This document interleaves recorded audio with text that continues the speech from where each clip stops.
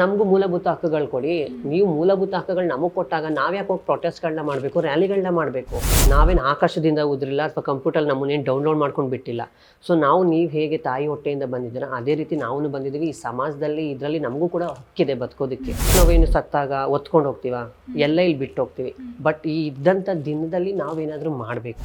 ಸಮಾಜದಲ್ಲಿ ಅವಮಾನಗಳಿಗಿಂತ ಆಗೋ ನೋವಿಗಿಂತ ಅದೇ ನೋವು ದೊಡ್ಡದಲ್ಲ ಬಿಡಿ. ನಮ್ಮ ಫೀಲಿಂಗ್ಸ್ ಆಗಿರ್ಬೋದು, ನಮ್ಗೊಬ್ಬರ ಮೇಲೆ ಮನಸ್ಸಾಗೋದಿರ್ಬೋದು, ಅದ್ಯಾವುದು ಫಿಮೇಲ್ ಮೇಲೆ ಆಗಲ್ಲ. ನಮಗೆ ಒಂದು ಮೆನ್ ಮೇಲೆ ಅಟ್ರಾಕ್ಷನ್ ಆಗೋದು.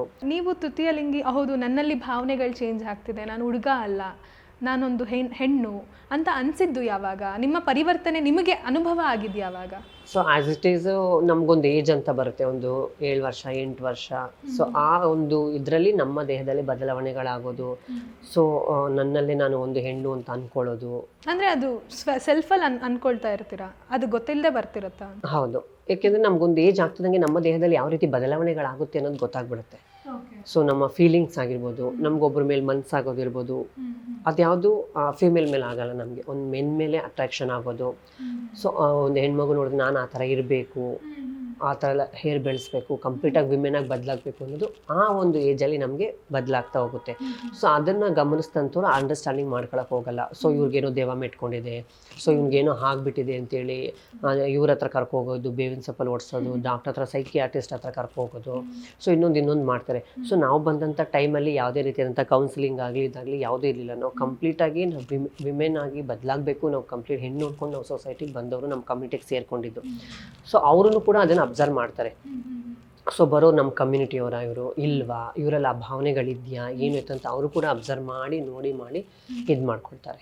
ಈಗ ಲಿಂಗ ಪರಿವರ್ತನೆ ಅನ್ನೋದು ಸುಲಭ ಅಲ್ಲ, ಅದು ತುಂಬ ನೋವು ಅನುಭವಿಸ್ಬೇಕಾಗತ್ತೆ.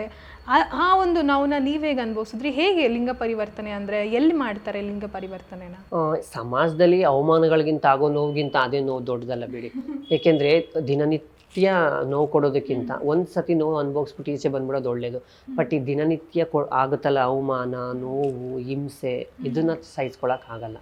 ಸೊ ಒಂದು ವ್ಯಕ್ತಿ ಎಷ್ಟು ಅಂತ ಸಹಿಸ್ಕೊತೀನಿ ಅಂತ ಯಾಕೆ? ಅವ್ರಿಗೊಂದು ಮನಸ್ಸಿದೆ, ಅವ್ರಿಗೊಂದು ಹೃದಯ ಇದೆ ಅಂತ ಯಾಕೆ ಅರ್ಥ ಮಾಡ್ಕೊಳ್ಳಲ್ಲ? ಒಂದು ಕ್ಷಣ ನಮ್ಮ ಜಾಗದಲ್ಲಿ ನಿಂತ್ಕೊಂಡು ಯೋಚನೆ ಮಾಡಿಬಿಡ್ಲಿ ಅವರು, ನಮ್ಮ ಜೀವನ ಎಷ್ಟು ಕಷ್ಟ ಇರುತ್ತೆ ಅಂತ. ನೋಡೋರ್ಗೇನು ಅಂತಾರೆ, ಅಯ್ಯೋ ಅವ್ರಿಗೇನು ಕಡಿಮೆ, ಅಲ್ಲಿ ಹೋಗ್ತಾರೆ, ಇದು ಮಾಡ್ತಾರೆ, ಅದು ಮಾಡ್ತಾರೆ ಅಂತ. ಯಾಕೆ ಮಾಡ್ತಾರೆ? ಜೀವನ ಮಾಡೋದಕ್ಕೋಸ್ಕರ ತಾನೇ ಮಾಡ್ತಾರೆ. ಈ ಒಂದು ಹೊಟ್ಟೆ ಅನ್ನೋದು ತುಂಬಿಸ್ಕೊಳ್ಳೋದಕ್ಕೋಸ್ಕರ ತಾನೇ ಅಷ್ಟು ಕಷ್ಟಪಡ್ತೀವಿ. ಇವತ್ತು ನಾವು ಇಷ್ಟೆಲ್ಲ ಕಷ್ಟಪಡ್ತಾ ಇರೋದು ಏನಕ್ಕೆ? 3 ಹೊತ್ತು ಊಟ, 1 ಹೊತ್ತು ನಿದ್ದೆ, ಇದಕ್ಕೆ ತಾನೇ ಜನ ಕಷ್ಟಪಡ್ತಾ ಇದ್ದೀವಿ ನಾವು ಇವತ್ತು. ಸೊ ನಾವೇನು ಸತ್ತಾಗ ಒತ್ಕೊಂಡು ಹೋಗ್ತೀವ, ಎಲ್ಲ ಇಲ್ಲಿ ಬಿಟ್ಟು ಹೋಗ್ತೀವಿ. ಬಟ್ ಈ ಇದ್ದಂಥ ದಿನದಲ್ಲಿ ನಾವೇನಾದರೂ ಮಾಡಬೇಕು. ಸೊಸೈಟಿಗಾಗಿರ್ಬೋದು, ನಮ್ಮ ಸಮುದಾಯಕ್ಕಾಗಿರ್ಬೋದು ಮಾಡಬೇಕು. ಅವಾಗ ನೆನೆಸ್ಕೊಳ್ತಾರೆ, ಈ ಥರ ಸಮುದಾಯದವರು ಇದ್ದರು, ಹಿಂಗೆಲ್ಲ ಮಾಡೋಗಿದ್ದಾರೆ ಅಂತ. ಸೊ ನಾವು ಅವಾಗಿಂದ ಮಾಡ್ಕೊಂಡು ಬಂದಿದ್ದಕ್ಕೆ ತಾನು ಇವಾಗ ಎಲ್ಲೋ ಒಂದು ಕಡೆ ನಮಗೆ ಸರ್ಕಾರ ನಮ್ಮ ಹತ್ತ ಗಮನ ಹರಿಸ್ತಾ ಇದೆ, ನಮ್ಗಳು ಹಕ್ಕುಗಳು ಸಿಗ್ತಾ ಇದೆ, ನಮ್ಗಳು ಸೌಲಭ್ಯಗಳು ಸಿಗ್ತಾ ಇದೆ ಸೊಸೈಟಿಯಲ್ಲಿ. ಯಾವುದೂ ಈಸಿಯಾಗಿ ಸಿಕ್ಕಿಲ್ಲ. ಪ್ರತಿ ಸಲನೂ ನಾವು ಹೋರಾಟ ಮಾಡಿಕೊಂಡು, ಪ್ರೊಟೆಸ್ಟ್ಗಳನ್ನ ಮಾಡಿಕೊಂಡು, ರ್ಯಾಲಿಗಳನ್ನ ಮಾಡಿಕೊಂಡು ನಾವು ನಮ್ಮ ಹಕ್ಕುಗಳನ್ನ ಪಡ್ಕೊಂಡಿದ್ದೀವಿ. ಈಗ ರ್ಯಾಲಿ ಮಾಡಬೇಕಾದ್ರೆ ನಿಮ್ಗೆ ಅವಮಾನಗಳಾಗಿದಾವ, ನೀವೇನು ಮಾಡ್ತಿದ್ದೀರಾ, ಆ ಥರ ಕೆಲವೊಂದು ಮಾತುಗಳು ಬರ್ತಿರ್ತಾವಲ್ಲ, ನಿಮ್ಗೇನಕ್ಕೆ ನಾವು ಹಕ್ಕುಗಳನ್ನ ಕೊಡಬೇಕು, ಆ ಥರ ಮಾತು ಕೇಳಿದ್ದೀರಾ ನೀವು? ತುಂಬ ಸತಿ ಕೇಳಿದ್ದೀವಿ. ನಾನು ಹೇಳೋದು, ಈ ಸಮಾಜದಲ್ಲಿ, ಪ್ರಜಾಪ್ರಭುತ್ವದಲ್ಲಿ ಪ್ರತಿಯೊಬ್ಬರಿಗೂ ಹಕ್ಕಿದೆ. ಪ್ರತಿಯೊಬ್ಬರಿಗೂ ಅವ್ರದ್ದೇ ಆದಂಥ ಗೌರವ ಇದೆ, ಜೀವನ ಇದೆ. ಸೊ ನಾವು ಕೂಡ ಈ ಭಾರತದ ಪ್ರಜೆ. ನಾವೇನು ಆಕಾಶದಿಂದ ಉದ್ರಿಲ್ಲ ಅಥವಾ ಕಂಪ್ಯೂಟರ್ ನಮ್ಮನ್ನೇನು ಡೌನ್ಲೋಡ್ ಮಾಡ್ಕೊಂಡು ಬಿಟ್ಟಿಲ್ಲ. ಸೊ ನೀವು ಹೇಗೆ ತಾಯಿ ಹೊಟ್ಟೆಯಿಂದ ಬಂದಿದ್ದೀರಾ ಅದೇ ರೀತಿ ನಾವು ಬಂದಿದ್ದೀವಿ. ಈ ಸಮಾಜದಲ್ಲಿ ಇದರಲ್ಲಿ ನಮಗೂ ಕೂಡ ಹಕ್ಕಿದೆ ಬದುಕೋದಕ್ಕೆ. ನಾವು ಕೂಡ ನಾಗರಿಕರು. ನಮ್ಮಿಂದನೂ ಕೂಡ ಸೊಸೈಟಿಗೆ ಅಲ್ಪ ಸ್ವಲ್ಪ ಒಳ್ಳೇದಾಗುತ್ತೆ, ಆಗಬೇಕು ಅನ್ನೋದೇ ನಮ್ಮ ಆಸೆ ಅಲ್ವಾ? ಸೊ ಆಗಿದ್ದಾಗ ಅದನ್ನೆಲ್ಲ ಕೊಡಬೇಕು. ಬೇರೆ ಬೇರೆ ಸಮುದಾಯಕ್ಕೆ ಹೇಗೆ ಕೊಡ್ತೀರೋ ಅದಕ್ಕೆ ನಮ್ಮ ಸಮುದಾಯಕ್ಕೂ ನಮಗೂ ಕೊಡಿ. ನಾವೇನು ಮಾಡಲ್ವಾ? ಸೊ ಇವಾಗ ಎಲೆಕ್ಷನ್ಗಳು ಬೇರೆ ಬೇರೆ ಇದಾಗ ಬಂದಾಗ ನಾವು ಕೂಡ ವೋಟ್ ಹಾಕ್ತಿರ್ತಾರೆ. ನಾವು ಈ ಭಾರತದ ಪ್ರಜೆ ಅಲ್ವಾ? ಹಾಗಿದ್ದಾಗ ನಮಗೂ ಮೂಲಭೂತ ಹಕ್ಕುಗಳು ಕೊಡಿ. ನೀವು ಮೂಲಭೂತ ಹಕ್ಕುಗಳು ನಮಗೆ ಕೊಟ್ಟಾಗ ನಾವ್ಯಾಕೆ ಹೋಗಿ ಪ್ರೊಟೆಸ್ಟ್ಗಳನ್ನ ಮಾಡಬೇಕು, ರ್ಯಾಲಿಗಳನ್ನ ಮಾಡಬೇಕು? ಪ್ರತಿಯೊಂದು ಅವ್ರವ್ರ ಇದಕ್ಕೆ ಅವ್ರವ್ರದ್ದು ಸಿಕ್ಬಿಟ್ರೆ ಯಾರು ಕೂಡ ಇವತ್ತು ರೋಡಲ್ಲಿ ಪ್ಲಕಾರ್ಡ್ಸ್ ಇಟ್ಕೊಳ್ಕೊಂಡು ಬಂದು ಮುಂದೆ ಕೂತ್ಕೊಳ್ಳಲ್ಲ.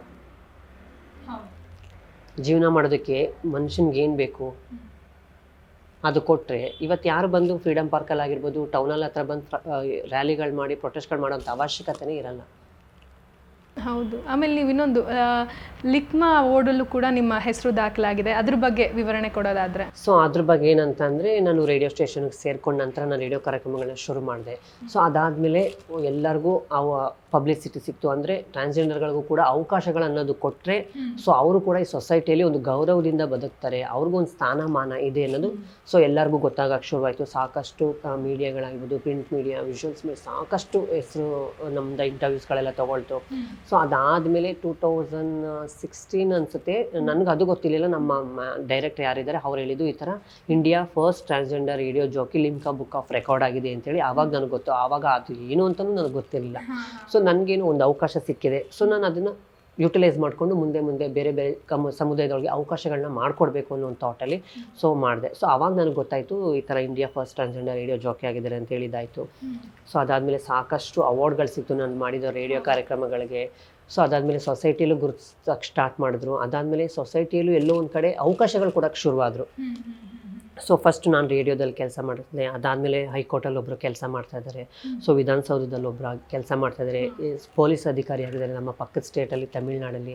ಕಾಲೇಜು ಪ್ರಿನ್ಸಿಪಲ್ ಆಗಿದ್ದಾರೆ. ಮತ್ತು ರೀಸೆಂಟಾಗಿ ಬಳ್ಳಾರಿ ಇದರಲ್ಲಿ ರೇಣುಕಾ ಅನ್ನೋರು ಲೆಕ್ಚರರ್ ಆಗಿದ್ದಾರೆ, ಗೆಸ್ಟ್ ಲೆಕ್ಚರರ್ ಆಗಿದ್ದಾರೆ ಯೂನಿವರ್ಸಿಟಿಗೆ.